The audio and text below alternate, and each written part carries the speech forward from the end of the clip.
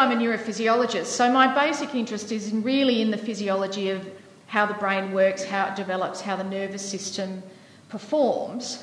But what I want to do in this talk is to show you, or to tell you, a tale of how we need to kind of perhaps shift our focus from the biomedical concentration on what happens to preterm babies' brains to take in a few wider factors. And I think all of the speakers have touched on that, and I just want to go through that without drowning you in data. So, born too soon or born too poor is intentionally provocative. Now, what we know about children born preterm, and when I talk about preterm children, I study all preterm children from 36 weeks completed gestation right down to the youngest ones that we can get our hands on. And we're actually, I don't say not interested, but we don't study babies with cerebral palsy or babies with obvious cerebral lesions or neurosensory disabilities because there's an awful lot of people out there who are looking at them.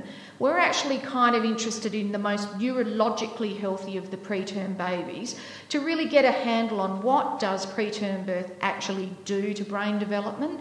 And we also separate the influence of gestation from their birth weight.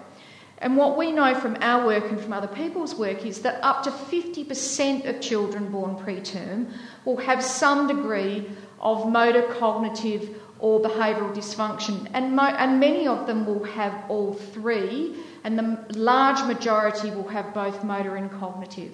So we know that there's this connection between preterm birth and what we call suboptimal neurodevelopment. It's not explained by focal brain lesions or things like cerebral palsy because we know that these types of lesions affect fewer than 1% of all preterm infants. Now, if you just take that and look at the most preterm, less than 32 weeks, that goes back up to 10%. But you're still left with 90% of infants for whom their neurological dysfunction is not explained by frank brain injury. And in fact, the advent of MRI, everybody thought, we can just see it all and we can work out everything that's going on. Well, at least 25%, and I suspect more, of preterm infants who have normal brain scans will actually go on to experience neurodevelopmental disorders. And partly because of our increased techniques in neuroimaging, and partly because we've started to realise that neuroimaging isn't the be-all and end-all, and we have to look at other neurophysiological ways of looking at how these brains develop, we're now coming to the realisation that it's actually these microstructural changes in white matter in particular that seem to be underlying these difficulties. So what the hell is white matter? Well, in order to understand white matter, you have to understand grey matter as well, and they're pretty much the two main neural compartments in the brain, if you don't count the ventricles. And the best way to think of it is this. The grey matter can be thought of as lots of different computer hard drives that have got specific functions. And the white matter is the network cabling that connects all of those computers together. So you have to have all of them in order for the brain to function properly. In terms of damage, so let's just go back to this picture. So this is actually mocked up from an MRI scan that's called diffusion tractography, and all of these things that look like coloured wool are actually white matter tracks in the brain. So you can see they actually look quite like cabling as well. And the grey matter is sort of in the outside surface in the brain, but there's also some very key areas deep in the brain that are grey matter that have important roles as well. So if we damage the white matter, we damage the connections between all of these areas, and if we damage the grey matter, we damage those specific functioning areas. Why is it white matter and why is it grey matter? Well, grey matter's kind of the normal bit, but these nerve axons here, which are basically carrying fast transmission of signals are covered in a fatty substance called myelin.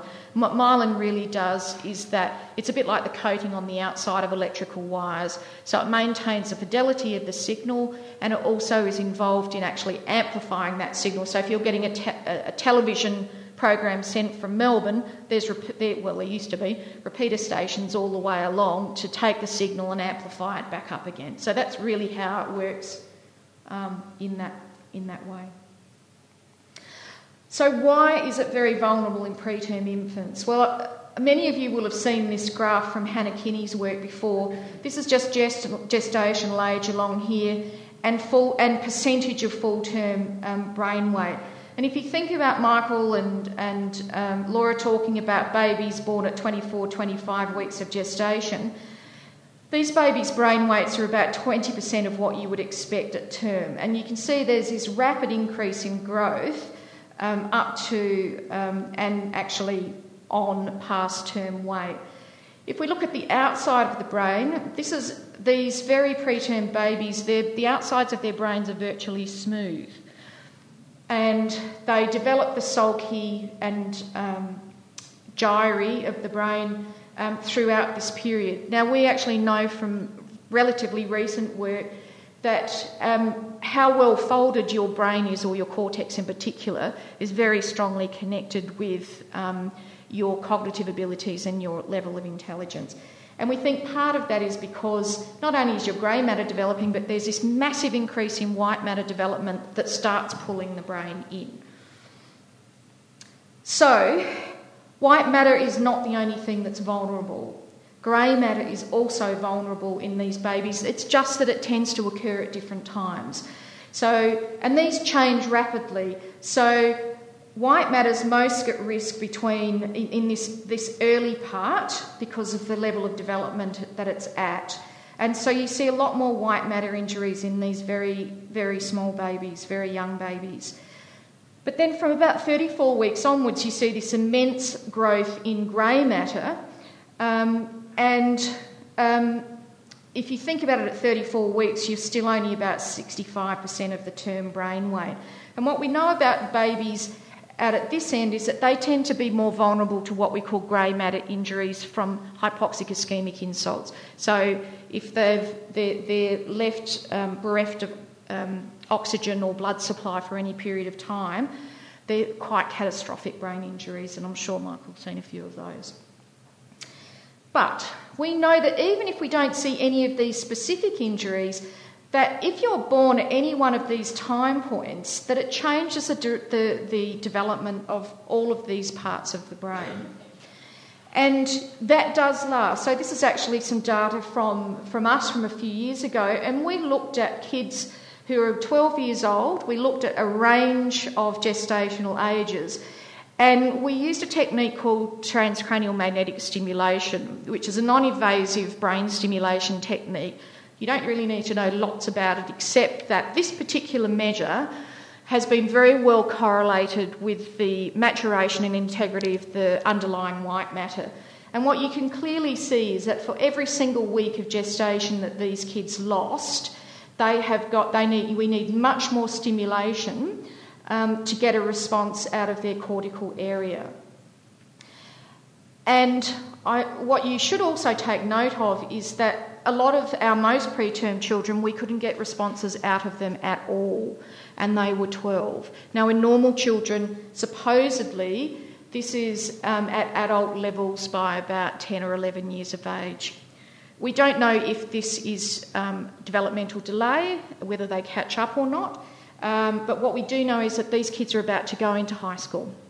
So if you think about it in terms of their education, perhaps not so great. Okay, so we've talked about this link, but this suboptimal neurodevelopment in all of these kids we know that there's a very strong link between that and their social disadvantage later in life. So it's going to impact upon their educational achievements, their social capital and their earning potential in adulthood. And this is kind of where my work as a cosy neurophysiologist, just looking at the biology, suddenly had to start diverting at a great range of knots because I couldn't ignore this stuff any longer. But what I want you to take home is that we've talked about the NICU, we've talked about very preterm babies, we've talked about catastrophic brain injuries and all sorts of things. And there's no question that the earlier the birth, the greater the likelihood is and the severity of these neurodevelopmental dysfunctions. But what we're coming to realise more and more is that these late preterm children are also significantly affected, and it's massively impacting on them, particularly at school age, in terms of motor, cognitive and behavioural dysfunction. And in fact, a recent study that came out of the Swedish National Longitudinal Cohort Study, they looked at over 500,000 births, and they looked at them again when they were between 23 and 29 years of age. And what they reported was that 74% of the total burden to society of motor and cognitive dysfunction associated with preterm birth was accounted for by individuals in this group. Now, this group accounts for about 70% of preterm babies anyway, so what this data is really saying is we spend an awful lot of money on the 2% born at that end of survival, near the limits, and nothing on these guys, and yet this is the biggest group for us as a society to deal with. We know that these guys had a lower net income, a reduced likelihood of completing a university education, and this was even without any evidence of disability. And we've seen this again in Adelaide cohorts, although admittedly a lot smaller. So we know that there's a persistent educational and economic disadvantage for these late preterm individuals, which suggests something's going on with their brain development, but we really don't know what it is because until we started doing it, really no one had been looking at this in a quantitative way. Okay, so we've gone preterm birth gives you suboptimal neurodevelopment and that can lead to social disadvantage later on. Well, let's just complete the circle of death, really, because if you just look at social disadvantage by itself, it by itself is associated with preterm birth. So I think if you start going round the circle, you can see that intergenerationally we can set up this kind of cycle of preterm birth related to social disadvantage. Now, that's a gross oversimplification, but I just want to get the general idea out there. So, what evidence do we have for this? Well, there's boggins, to be honest. This is just a tiny handful of the number of studies that have clearly shown disparities in preterm birth rates by socioeconomic condition in the United States, in Canada, in Sweden, in Finland, in Scotland, in Spain. And Australia shares commonalities and differences with these countries. There's virtually nothing being done in Australia, but we do know that even within our relatively rich country, increased social disadvantage is related to increased preterm birth. This is closely paralleled by racial and ethnic origin. I think that both of these have serious issues for us, but certainly we know, and Philippa Middleton I'm sure could talk to you for hours about this, but our Aboriginal population is particularly at risk. In terms of actually working out what are the specific aspects of socioeconomic condition that are impacting on brain development, we don't really know because really good studies are hard to come by. We need large numbers and it's very difficult to tease things out. But what we do know is that if the mother's less than 16 years of age or older than 35, she's more likely to have a preterm baby. Marital status is interesting because if you're single, unmarried, or even you're just living with your partner, you've got a higher risk of a preterm birth than if you're married. And obviously low income and educational attainment, and that's what everybody tends to talk about. But most of these factors are intertwined with psychosocial processes, and some of these we're starting to look at from a physiological viewpoint.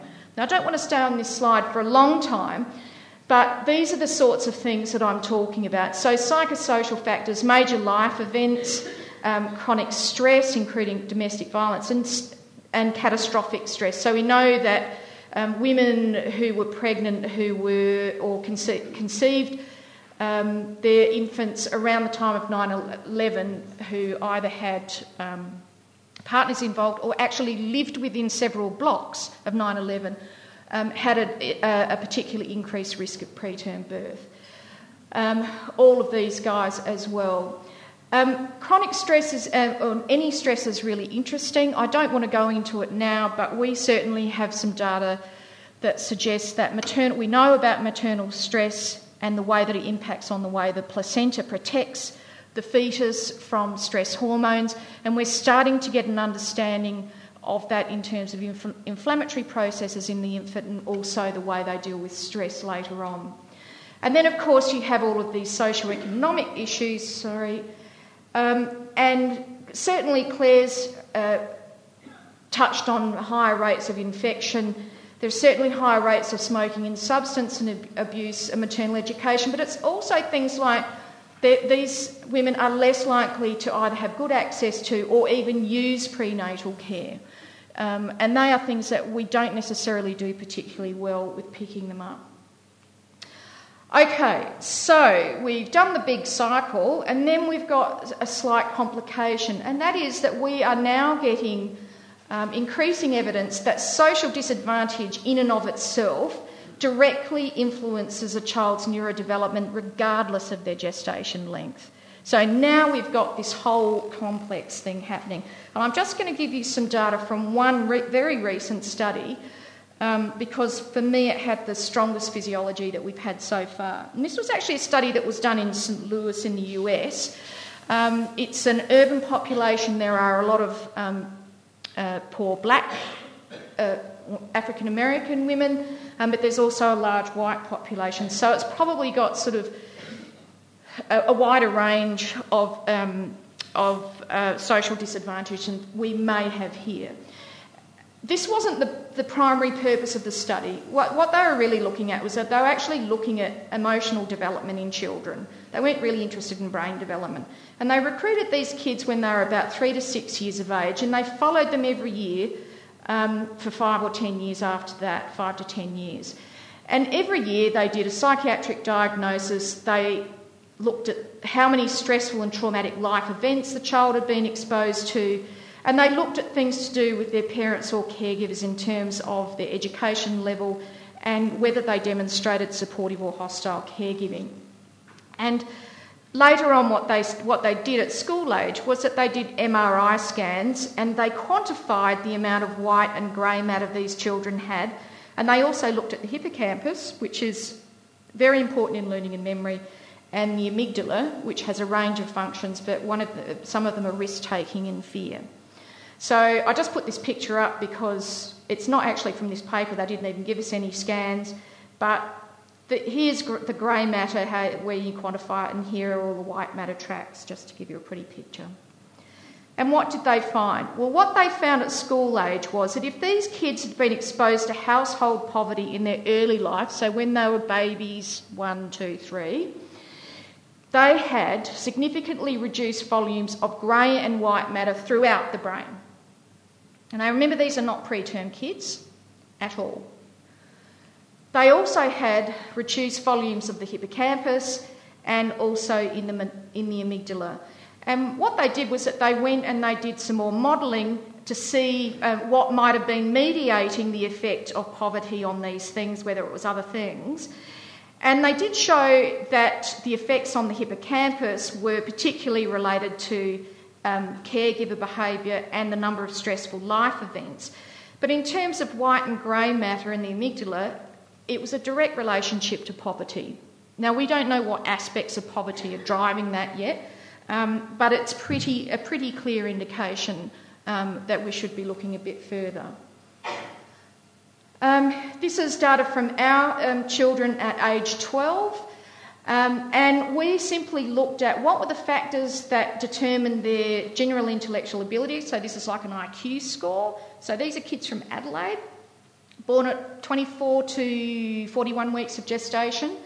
And when we looked at them at 12, you don't need to worry about all of the stats here, but essentially what this graph is telling you that there were 3 main things that were significant predictors of these kids' cognitive or their general intellectual ability. The big one was how much social disadvantage they'd experienced in the home they went home to at birth. We had this number for their current home at 12, and it didn't matter diddly. It just mattered about the home that they went home to early. This is that measure of white matter again, so this is telling us about the excitability of their cortical regions, and then we had height, which was very bizarre. And we didn't really understand what was going on, but when we talked to the epidemiologists, they said, oh, well, that's easy. Height's actually a very strong predictor, not only of pre- and postnatal growth, but it's also a measure of intergenerational disadvantage. So we're sort of going on to try and deal with that now. Okay, so is there some good news? Yes, we've got some evidence from our work that suggests that if preterm kids go home to homes that are not socially disadvantaged, and this is not quite right, they not necessarily have to be advantaged, they just have to be not disadvantaged, then you can virtually not tell these kids apart from their term-born peers. But we don't know what aspects of that social advantage are driving this at the moment. So, in conclusion, born too soon or born too poor, well, basically it's a double whammy. You know, either be born too soon and not socially disadvantaged, or if you're going to be born too poor, it's not great because you kind of got the double whammy anyway. So what's going on? So in summary, it's this sort of very tiny microstructural changes in the brains of preterm infants that largely seems to be driving a lot of these problems, and because white matter is highly vulnerable in these preterm infants.